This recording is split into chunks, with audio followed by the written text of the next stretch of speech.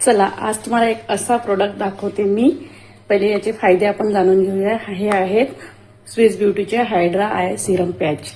तर आपल्याला हे वापरायचे कसे आहे हे मी तुम्हाला नंतर सांगते, पण सगळ्यात आधी याचे फायदे काय काय आहे ते तुम्हाला सांगते. जर तुमची डोळ्याखाली खूप जास्त डार्क सर्कल असेल तर ते कमी होतात. त्याच्यानंतर जर तुम्हाला खूप जास्त स्वेलिंग होत असेल, डोळ्याखाली पफी आईज होत असेल तुमचे उठल्याबरोबर किंवा तसेही, तर तुम्ही हे नक्कीच वापरायला पाहिजे. त्याच्यानंतर जर तुम्हाला कधी खूप जास्त तुमची झोप वगैरे झालेली नाही आहे, खूप थकवा आहे, त्यावेळेसही तुम्ही हे लावू शकता. डोळ्याच्या जवळचे जेही प्रॉब्लेम होतात ते खूप याने लवकर असे प्रॉब्लेम दूर होतात. तर तुम्ही हे वापरायचे कसे ते पण सांगते. खास करून जर तुमच्याकडे लग्न असेल तर लग्न घरी तर मी म्हणते, कारण इतकी दगदग होते की आपली झोपच होत नाही. तर मेकअप करताना पण ते डोळे कसे तरी दिसायला लागतात. तर मेकअपच्या आधी पण आपण हे वापरू शकतो. मॅच्युअर स्किन असेल तर मॅच्युअर स्किनवाल्यांना खूप जास्त रिंकल्स असतात इथे, आणि मग मेकअप केल्यानंतर रिंकल्स दिसायला लागतात. तर हे जर आपण सिरम पॅच लावून नंतर मॅच्युअर स्किनवाल्याचं मेकअप केलं तर त्यांचा रिंकल्स पण खूप कमी दिसतात, म्हणजे मिनिमाइज होतात. ते सिरमने हायड्रेशन मिळतं, तर म्हणून ते खूप छान असा मेकअप पण तिथं बसतो.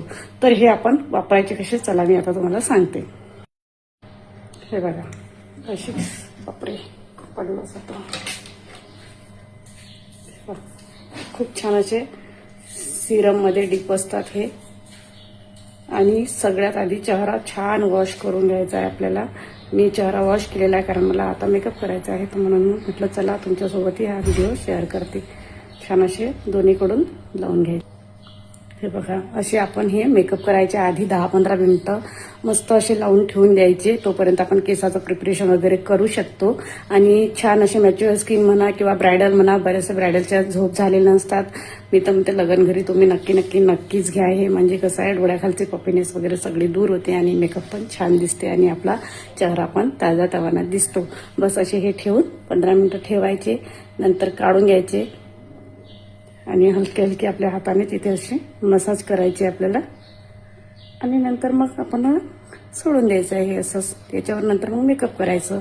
किंवा रात्री झोपताना सुद्धा तुम्ही खूप थकले असाल तर लावू शकता.